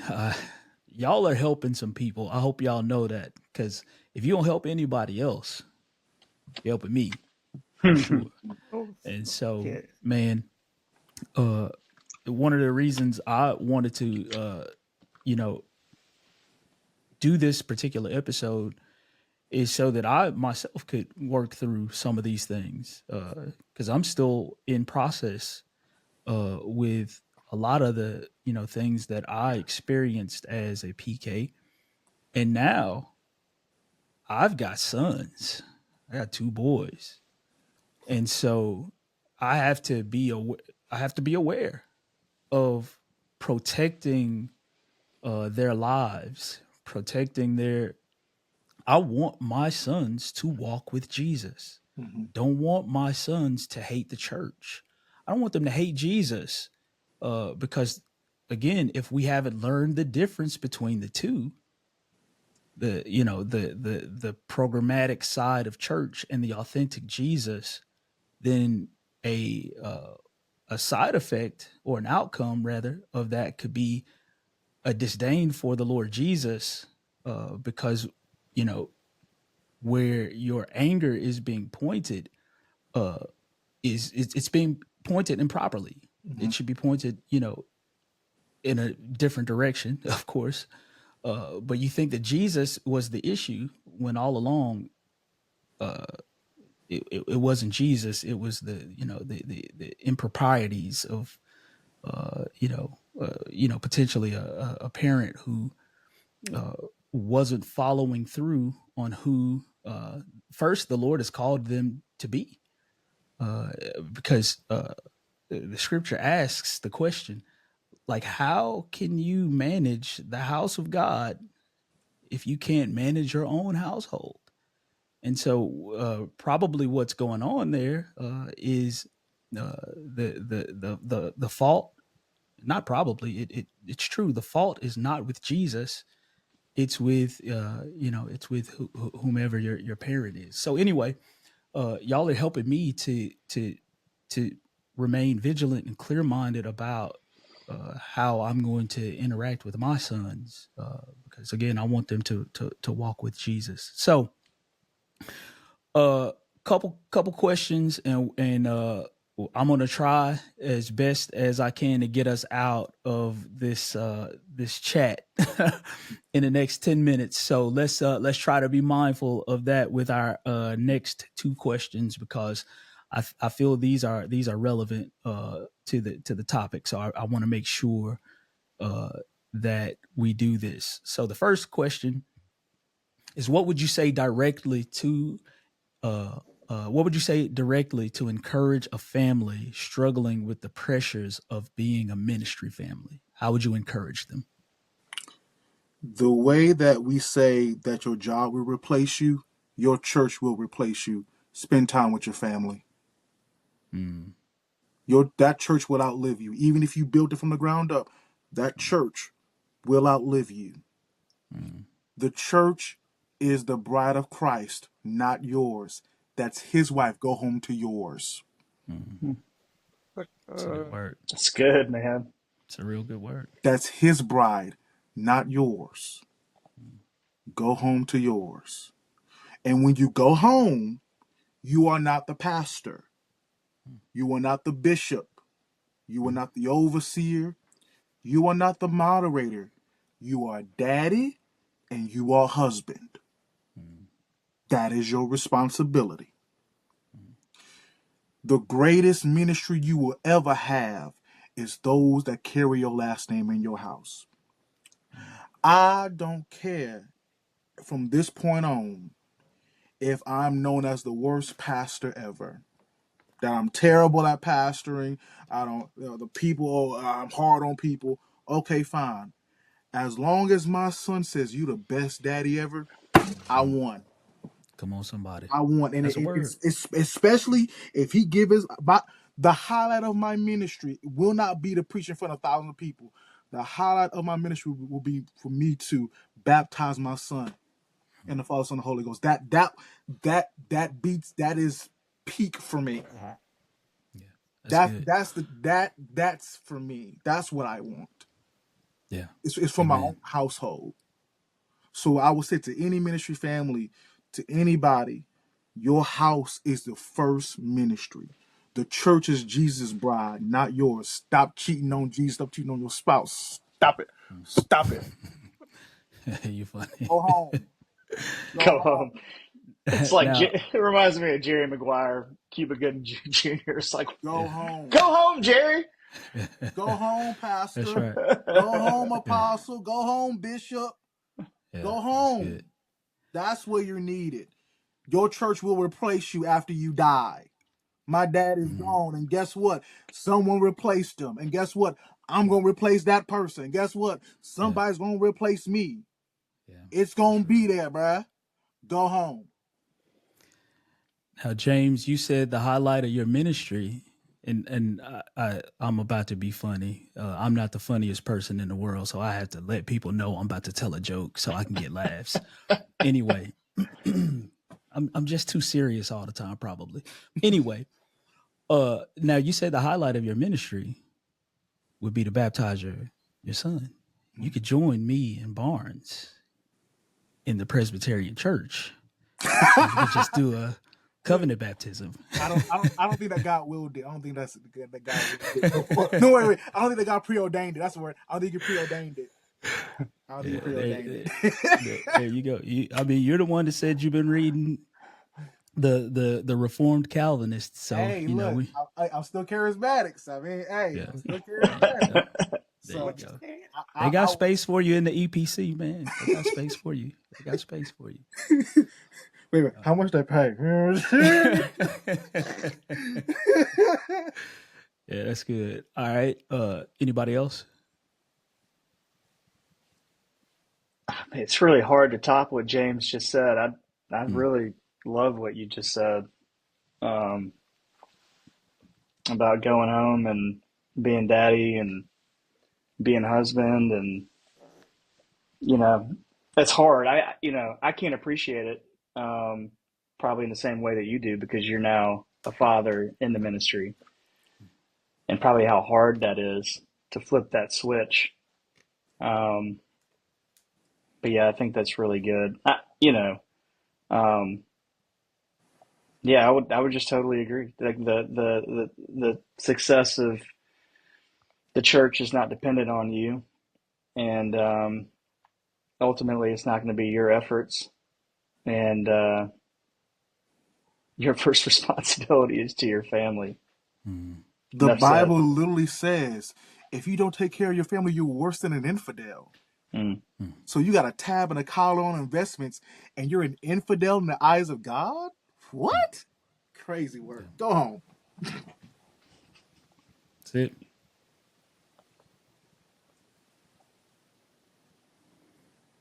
Rochelle? You waiting on me? I would just say balance. Balance is everything. Basically what he said, but in a nutshell, balance. I think that my parents didn't have balance. I can just speak for us, you know. Well, no, I can speak for all my girlfriends, and because most of my friends are PK kids. Well, all my friends are PK kids. All my close friends. Yeah, every last one of them. That's crazy. Candace, Neglisha, Tilly, Tanya. Mm-hmm. We're literally, aren't we all? Mm-hmm. Yeah. Yeah, Yeah, I know. yeah. We have those conversations. Those are my best friends. That's my nucleus. Um, and if they're not PK kids, they were Deacon's kids. You know, it was Mm-hmm. you know, but balance is everything. You know, take a trip with your family. I don't care if it's once a year. That will just give your and we understand that. I mean, reality is a pastor. You know, a shepherd has to lead. There's no getting away from that. And the flock is of many. Can y'all still hear me? Mm-hmm. Okay. And the You got a flock is church. many. And the flock is many.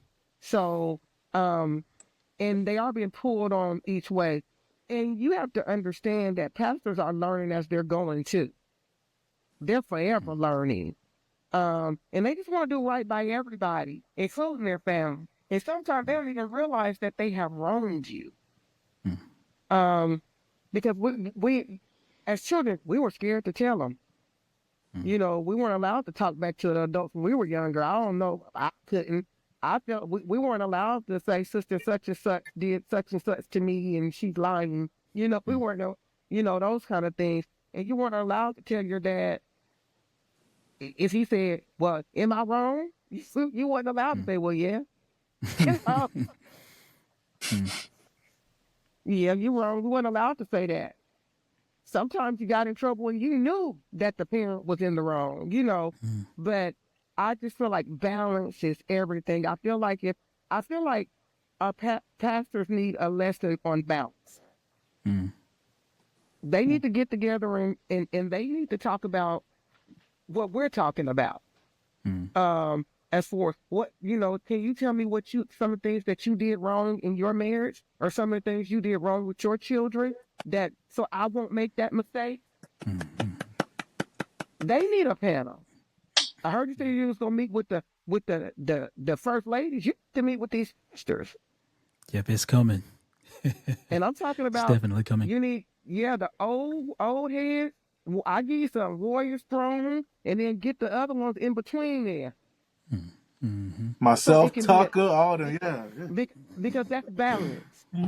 You know, that's a balanced panel. I'm just throwing that out there. But No, it's good. you know, and a few people that'll be honest, because a lot of people want to be honest and put themselves out there. But I know I feel like um, I see people with a lot of pictures of themselves and their families. When I look at our family pictures, it's our families and other families. You know, there's not many pictures of it. It's our family. So it's just things of that nature. Balance, balance, balance, balance, balance, balance. That. That's it. Yeah. Yeah, Yeah, that's good. the other thought that came to my head too was just, talking about the pressures of being a preacher's kid. And I don't know if you guys find yourselves wishing this was the case more often. I do. Um, but I wish I heard more pastors from the pulpit being more honest and vulnerable about their own shortcomings and imperfections. Because I feel like that's really important to model to your children, that I'm willing to get up in front of this whole room and let them all know that I am far from perfect, so that I can model to you that it's okay for you not to be perfect in front of these people too. And can I tell you That's a something good from word. experience that helps? It makes your job easier. It takes the Mm-hmm. expectation down, so you can actually Mm-hmm. be human. So that means when the sea fall, they give you grace. Yeah. So, but when you just always all the time, that's how they see you.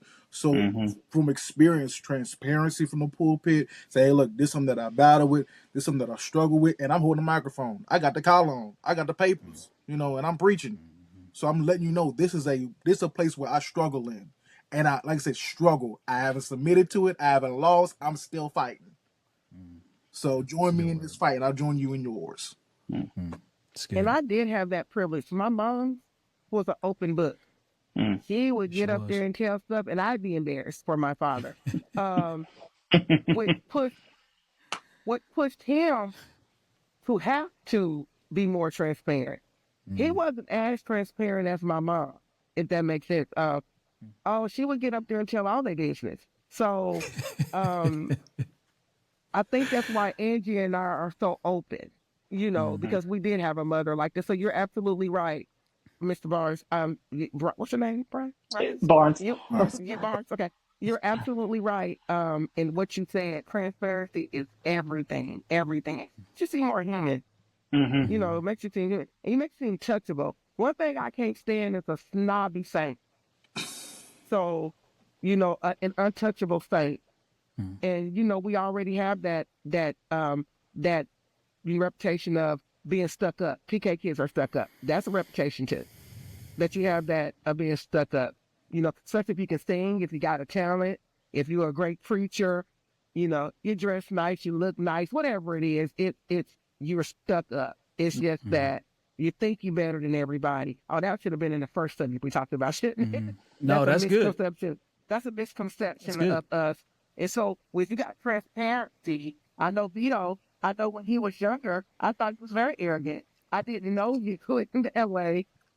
You know what I'm saying? Facts, facts, facts. But I would see him and I'd be like, he'd be like, he looks, Facts, it's, facts. it's, it's, It was a front. It was a front. I let yeah. him know. It was a front. I was scared. He's like, I was scared of y'all. Like, don't hurt me. Please don't hurt me. you know, you Don't know, hurt me, but please. Don't hurt me, I please. mean, Like, and yeah. his little jars, he was a little old something. He wasn't tall as nothing. And he walked in there with his chest and his little Bible so I was like, oh, this little nigga stuck up. But once I got once he got older, he's the sweetest person, one of the sweetest people I ever met. So, same for that, man. This is more an example because he was on here. It's cool. Like So, I said, yeah. it's like most people are stuck up because they scared. Like I said, I was scared. I'm stuck up because like I said, I have no family in Alabama. I have no auntie, no uncles, no cousins, no none of that here. My family was my mom, my dad, and my granddaddy. So that was the nucleus. Like you have your nucleus of friend. Mm-hmm. That was my Mm-hmm. nucleus. Was my family. Yeah. And Yeah, then when we you had come no family either, so I can relate to that. Uh-huh. right, so you coming in from a different place, different customs, different culture, different ways of doing church. Like my dad coming here, he was already a bishop and he was doing prophetic stuff. And at the time, nobody was a bishop in North Alabama. There was all rem, not a reverend, a rem. Okay, so when he started flowing and doing stuff, it caught people off guard. They didn't know what to do, and it made us black sheep. And then now I'm seeing, oh, it's catching on now. So now stuff that he was doing back then is now accepted. So when you're dealing with a lot of warfare from being different, you gotta get tough, and that's what I'm still kind of nah, and I have to dial back and not be so be so and be okay, yeah, let's talk. Yeah. So that's what I've learned over a period of time. But when you're from a different place coming in, and ministry is different, it's a free for all. I say this all the time. Being in the army of the Lord is the only place you can get shot in the barracks It's and a good people are word. clapping. It's a good word. Friendly fire. Like You get shot by friendly fire and people are friendly. clapping. Yeah. Yeah. And like Yeah. and like I said, we're the arm of the Lord. We're on the same team. We got the Mm. enemy over there, not in our barracks, not in the mess hall. The enemy's Mm. out there. Why are you Mm. shooting me? But Yeah. so we had to get tough. I had to get tough. I had to have the front to survive.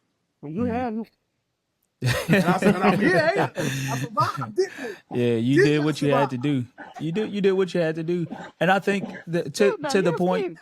to the points that we've been making all throughout the the episode, it's we learned to do what we had to do, like in Absolutely. order to protect our space, protect ourselves, and that was just part of just doing what you had to do. And there's no no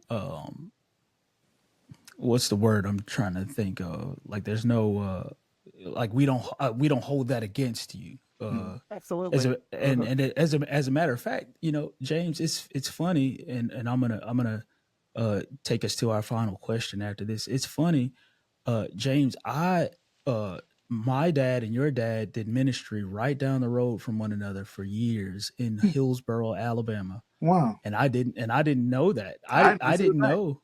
Yeah, I didn't know. So you guys had a church building that was right down the street from a church called Mount Olive in Yes. Hillsboro, Alabama. And Yes. my dad was the former pastor of Mount Olive there in Hillsboro. Because my daddy was a pastor of Mount Olive, and he left. Was he? Yes, Okay, I he didn't know followed that. after Pastor Audra Watkins' dad. Okay, He was the pastor before my dad got there, okay, and he left. It was an Easter Sunday of '98 that he left the church, walked out Easter Sunday, okay, and started the okay, church right on the street corner. And we got that building down the way. Yeah, so that's okay, probably when your dad pulled up to Mount Olive. So that okay. means your dad succeeded my So dad, probably. so my dad was so I'm I look young, but I'm a little older than I look probably. But my dad was the pastor of Mount Olive in 1990, from 1990 to 1997, Hmm. something like that. Something like that. I can't remember. So maybe there No, was so an we followed you overlap. then. So we followed you then. Yeah. We Yeah, followed. I think so. I'm not sure of the time frame. I like I was too young to care when we were there. We came in But '98. I remember that because we stayed in Mount Olive. Like our TV okay. was on the Leslie speaker. We were taking wash ups in the sink, making. I remember that. We had no place Yeah. to stay when we first came to Oh Alabama. wow. We talked. Wow. Yeah. See, the more you know. See, Mm-hmm. people don't know your man. I hate to like segue us to the end because everybody has like such a powerful story, but the more you know, like that's part of your story. Like people wouldn't know that. Like people wouldn't know that y'all didn't have a place to stay and y'all stayed in the church. That's Yeah, another element to being word. a pastor's kid. But I anyway, I actually did know that. Across the Easter, Mm-hmm. like one of the first churches where he started coming into, because we had been doing that since the 80s. When my dad came in, mm, there was none of that going on. Amos, you know that pretty mm, much going on in Decatur way. yeah, And that's why we got out of Baptist. That's a whole nother situation. But yeah, I yeah, remember that. yeah, Yeah, for Yeah. yeah, sure. yeah. Well, y'all, I have appreciated y'all being on this call. Last thing, what and this should have taken up the bulk of the call, but as we get off the call, let's take a moment to uh encourage, uplift, and speak well of our parents, because that's the way that I want this. I want them to be remembered from this call. So let's take a moment to do that. One of my parents is no longer here, but I appreciate him for fathering me when he didn't have a father, and I was hard on him because I felt like I didn't get what I needed. Everybody else did, but I didn't get what I needed. And what God had to show me was the areas that I lacked, the kingdom gained. Hmm. I'm going to say it again. The areas where you lacked, the kingdom gained. So whenever I preach at a church, I always acknowledge the wife and the children. Because of their sacrifice, somebody's getting saved. Somebody's hearing the gospel. So I looked at it as when I allowed my dad to, when I stopped looking at him as my dad as a pastor, and I just let him just be, that's when I was able to mend or fix anything I had with him before he passed away. So I honor him by continuing the legacy.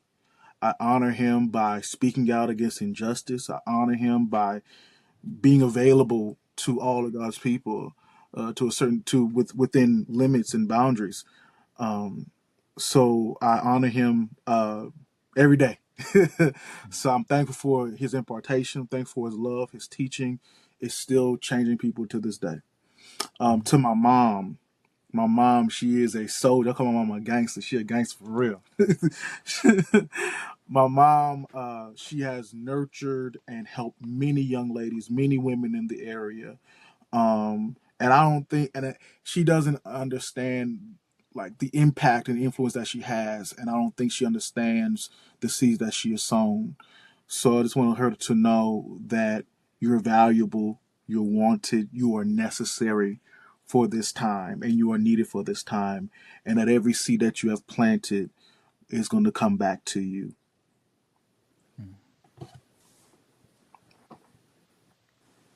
Yeah. Is it my turn?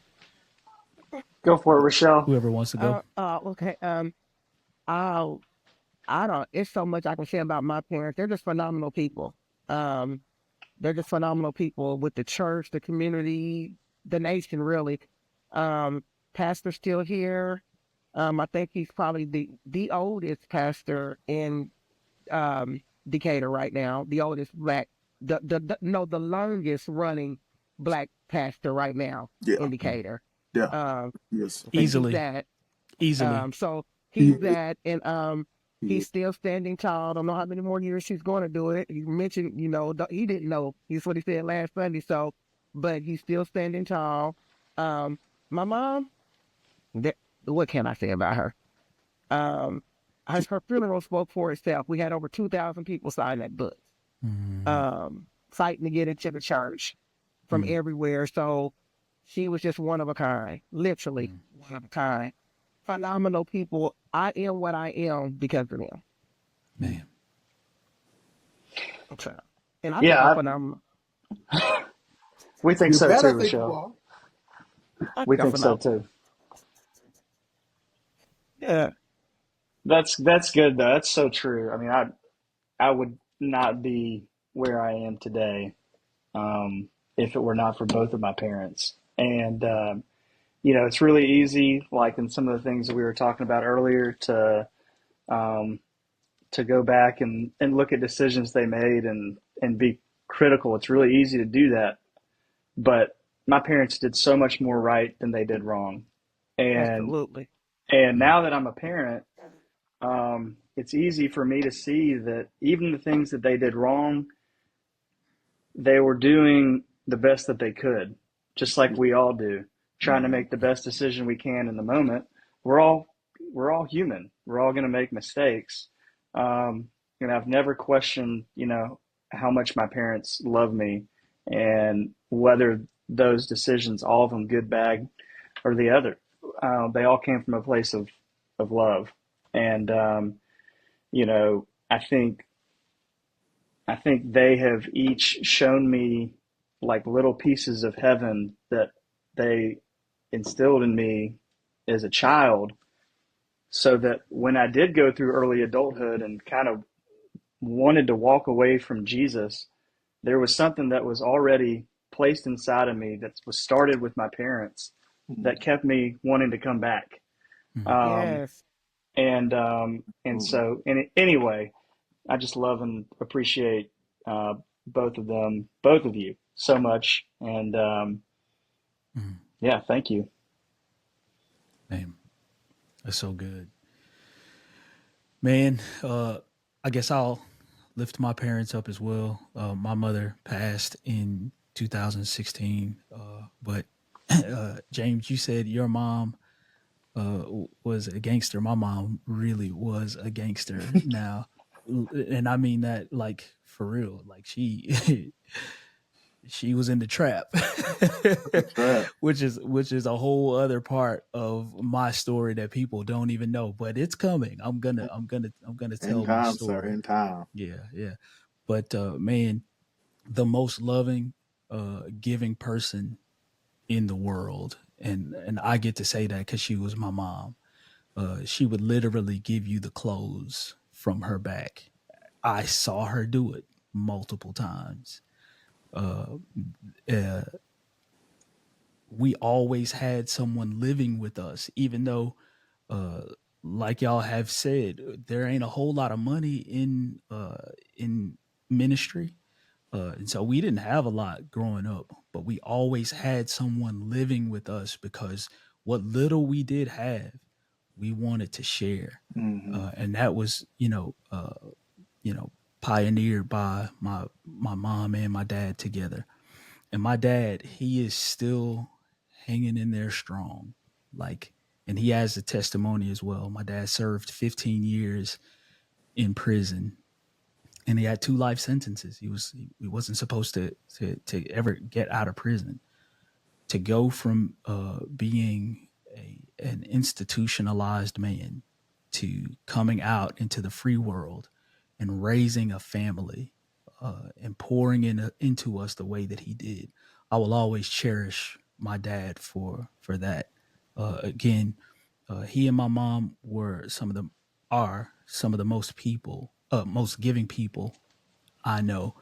And as you all have said as well, I wouldn't be the man that I am today without them. So, yeah. Well, y'all, we have come to the end. We said 45 minutes and we are almost at 2 hours. So, thank y'all for Hey, sticking with me. hey, that's how church parking lot conversations go. All right, That's Real right. talk. Real That's right. talk. that's how I That go is for no real. lie. That is You no be lie. rushing. You be ready for the preacher to get done so you can go talk about it. That's right. That's right. It's the after party. Well, thank you to our guests. We appreciate you all. If Oh, you welcome. have been also tuning in on the live, thank you all as well. Now, uh, this is the Be the Hope podcast. So now it's your turn. If you have been tuning in through audio or through video, it is your turn to go and be the hope that people need to see. Until next time, peace. It's my joy.